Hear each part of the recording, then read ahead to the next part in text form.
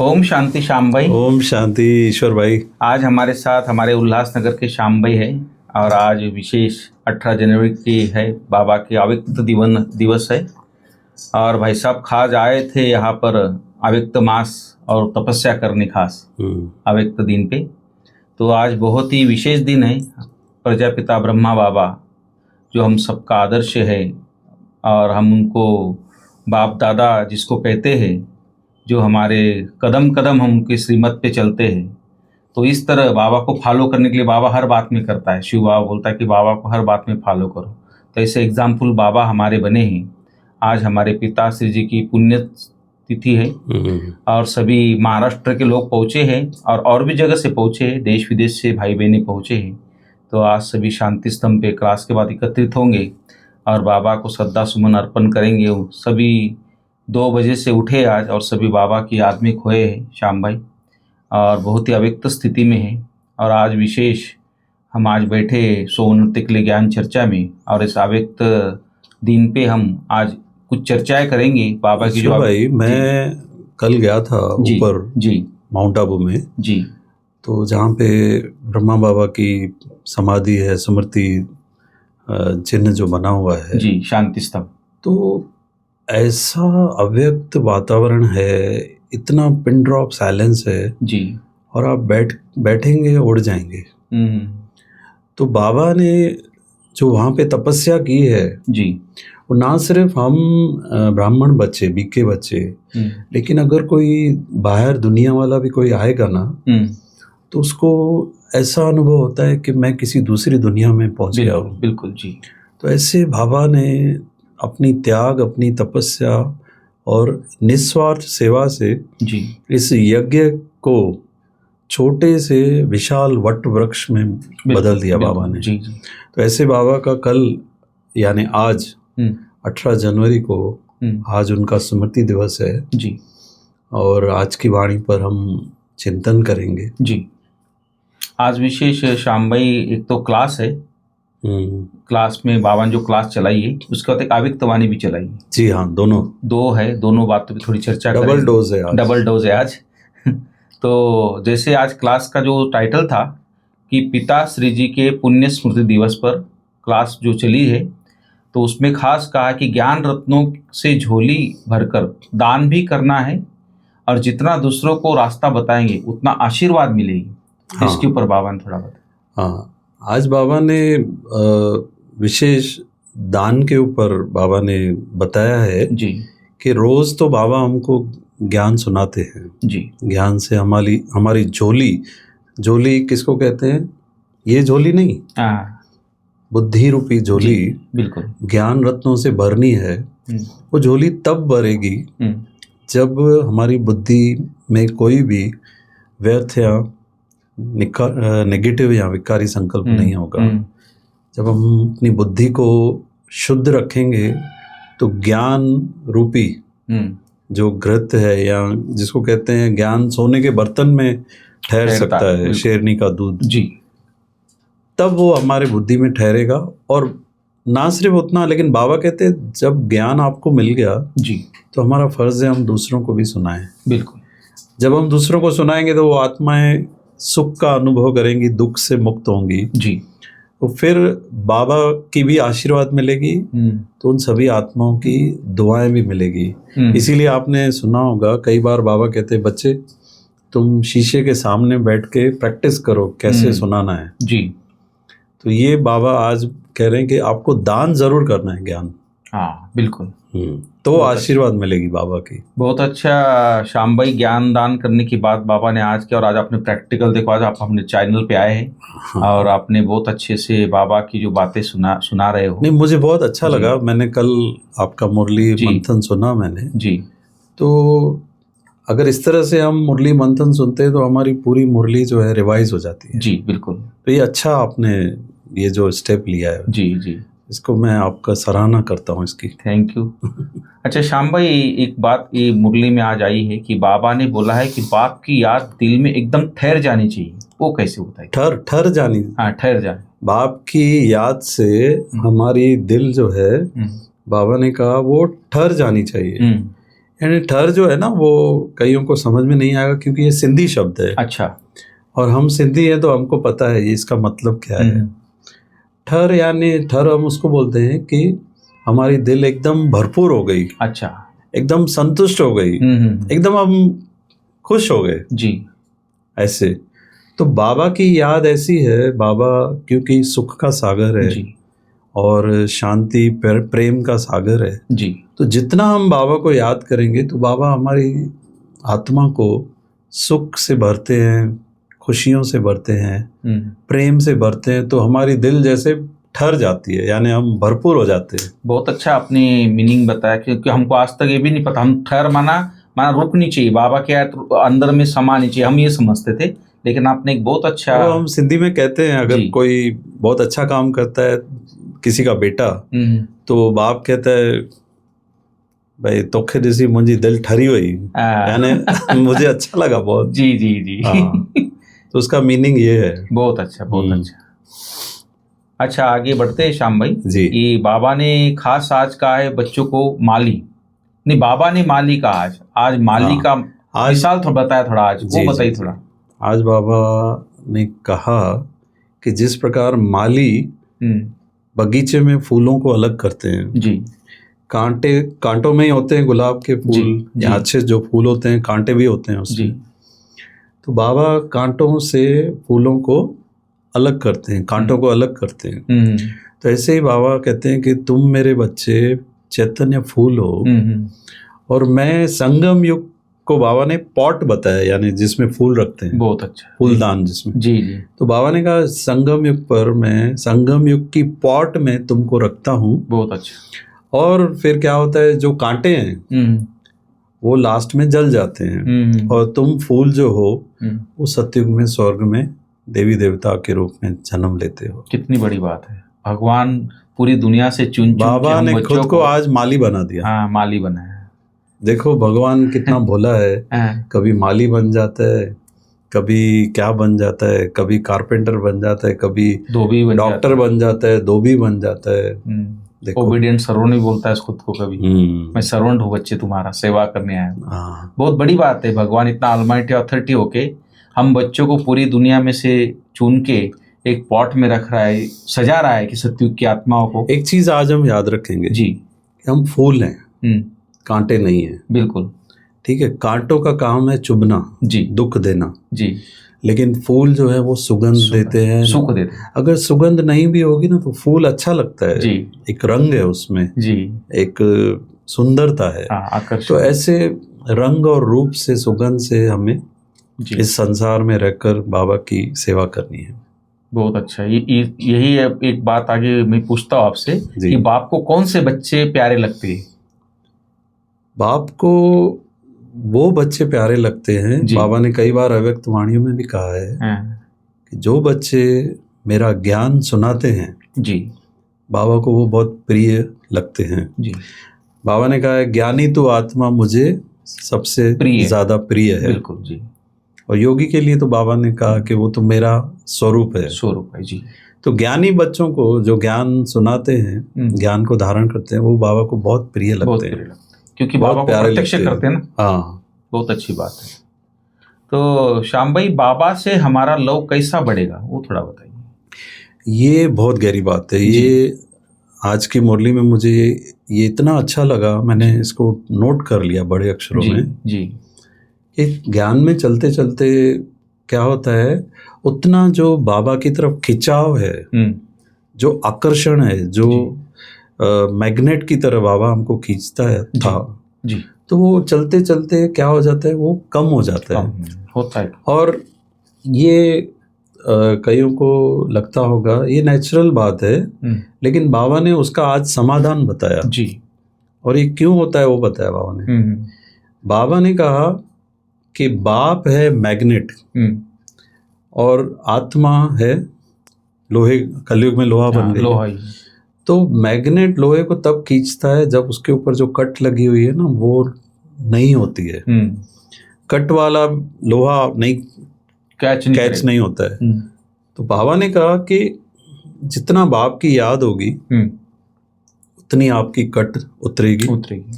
अच्छा, कट उतरने से क्या होगा? बाप से लव बढ़ेगा, ये बाबा ने कहा है। जी। कट उतर गई तो बाबा की तरफ हमारा लव जाएगा जी। और जब बाप की तरफ लव जाएगा तो ऑटोमेटिक आपको लगेगा कि बाबा मुझे खींच रहा है, बुद्धि को जी ऊपर। ऑटोमेटिक बुद्धि जो है ना हमारी, वो परम धाम में लटकी हुई होगी बाप की गोद में, जैसे हम पड़े हैं। बहुत अच्छी बात है। ये बाबा मैग्नेट है, लेकिन मैग्नेट की तरफ हम कब जा सकेंगे? जब हम कट पूरी उतारेंगे, कहीं भी कट ना हो, वो चेक करना पड़ेगा खुद को कट उतारने के लिए। तो आगे बढ़ते कि बाबा ने आज हमको टाइटल दिया, वो कौन सा टाइटल, वो थोड़ा बताइए। आज बाबा ने हमें टाइटल दिया कि तुम ज्ञान का सागर बन सकते हो। जी। उसकी सरल विधि बताई। जी। देखो, ज्ञान का सागर तो भगवान है सिर्फ, लेकिन बाबा इतना निरंकारी है। हम बच्चों को ज्ञान का सागर का टाइटल दे रहे। किसको दिया? बाबा ने कहा तुम्हें सिर्फ स्वदर्शन चक्र फिराते रहना है। बाप और कोई तकलीफ नहीं देते हैं। बच्चे चलते फिरते कामकाज करते स्वदर्शन चक्र फिराते रहो तो तुम भी ज्ञान के सागर बन जाएंगे। तो ये टाइटल आज याद रखेंगे, ज्ञान का सागर। जी। हम भी हैं, बिल्कुल। और हम कौन है? फूल भी हैं। जी, बिल्कुल। अच्छा श्याम भाई, ये तो अच्छी बात है, टाइटल तो बाबा ने दिया है ज्ञान का सागर, लेकिन बाबा ने कहा कि एक कौन सी ठगी है जो नहीं चलेगी, बोले बच्चों। ये बात है। जी, कई बच्चे ठगी करते तो बाबा है कौन सी ठगी जो है कि बाबा ये ठगी नहीं चलेगी। हाँ, ये ठगी भी शब्द जो है सिंधी में भी है, हिंदी में भी है।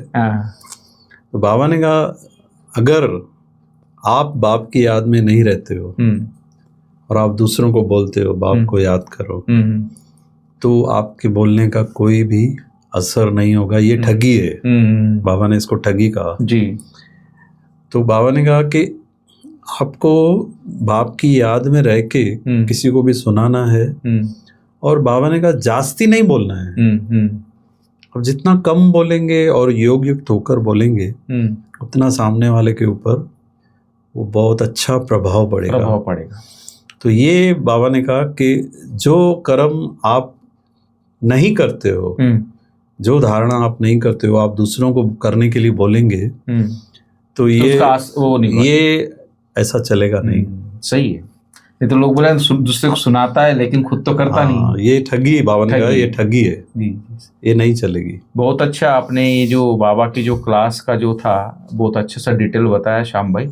और एक इसमें अव्यक्त वाणी चली आज जो है 9/12/75 की है ये अव्यक्त वाणी, और इसमें टाइटल था कि महावीर बच्चों के संगठन की विशेषता और एकटिक स्थिति के बारे में थोड़ा बताया था, वो बताइए थोड़ा। हाँ। महावीर बच्चे किसको कहेंगे? बाबा ने कहा महावीर बच्चे वो हैं जो जब जितना समय चाहे उस स्थिति में वो एकाग्र हो सकें, तो वो मेरे महावीर बच्चे हैं। जी।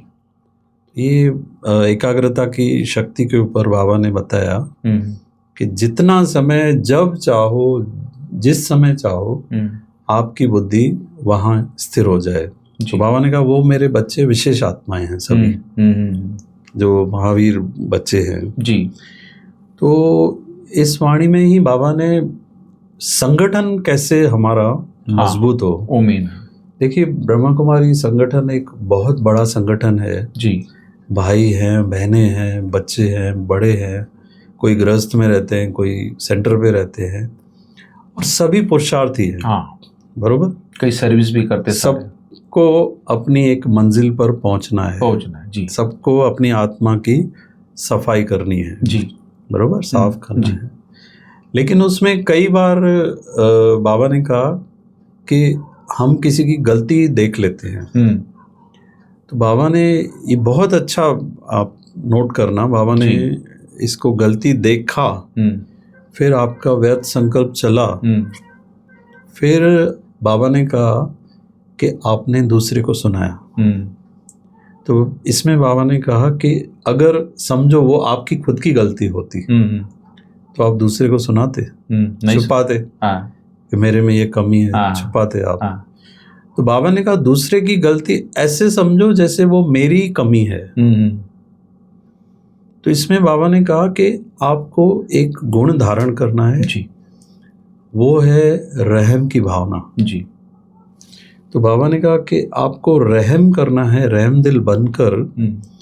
और एक चीज विश्वास, 3 शब्द कहे बाबा ने कि रहम दिल बनना है, विश्वास रखना है, तीसरा कल्याण की भावना रखनी है। बिल्कुल। अगर ये 3 धारणाएं हमने कर ली तो बाबा ने कहा आपका संगठन सबसे मजबूत संगठन है। बिल्कुल। इसको मैं क्लेरिफाई करता हूँ जी। कैसे। किसी की गलती देखी तो पहले तो बाबा ने कहा कि पहले तो उसको आत्मा देखो जी, वो आत्मा है, आपका भाई है, बरोबर। और दूसरा बाबा ने कहा कि कल्याण की भावना रखो कि वो भी बाप के पास आया है, गलतियों को छोड़ने आया है। तो कल्याण की भावना यानी मुझे उसको कौन सी एनर्जी देनी है? पॉजिटिव। उसकी एनर्जी वीक है तब गलती हुई। अब मैं उसको नेगेटिव संकल्प दूंगा तो और वीक हो जाएगी। तो मुझे कल्याण की भावना रखकर उसको पॉजिटिव वाइब्रेशन देना। बिल्कुल ठीक है। और तीसरा बाबा ने कहा कि विश्वास रखना है। हाँ, विश्वास ये रखना है कि वो आत्मा कभी ना कभी वो विजयी बनेगी। ये सही बात। तो ये तो आपने देखा होगा, दादी हमारे बड़े दादी थे प्रकाश मणि, बड़े दादी में प्रैक्टिकल थे ये चीज, थे प्रैक्टिकल। इतना बड़ा संगठन तभी उन्होंने आगे बढ़ाया, चलाया। हाँ, बिल्कुल सही कहा। तो ये 3 शब्द आज की वाणी में बाबा ने बताए कि एक रहम दिल, कल्याण की भावना और विश्वास, ये तीनों धारणाएं करेंगे और आत्मिक दृष्टि रखेंगे, दूसरे की गलती को अपनी गलती समझेंगे और उसको फैलाएंगे नहीं लेकिन उसको मजबूत करेंगे उस आत्मा को, तो हमारा जो संगठन है वो काफी मजबूत हो जाएगा। जी, श्याम भाई बहुत अच्छी बात कही आपने। जो फैलाते हैं ना, फैलाने में क्या, एक तो कईयों के संकल्प चलते उस आत्मा के लिए, दूसरा वायुमंडल खराब होता है और उसमें कईयों का ज्ञान योग से भी थोड़ा उसमें विचलित हो जाते हैं कई बार, माना योग के बजाय वही चर्चा हो जाती है। अभी तो ये नुकसान ही नुकसान है। मतलब कल ही मैंने सुना आशा बहन जो दिल्ली के हैं हमारे जी, उन्होंने बताया कि वृत्ति से कैसे वायुमंडल बनता है। वृत्ति क्या है? जितने हमारे संकल्प चलते हैं और उसमें जो भावनाएं जुड़ती हैं जी, संकल्प के बाद इमोशन आते हैं जी, वो वैसी वृत्ति बनती है।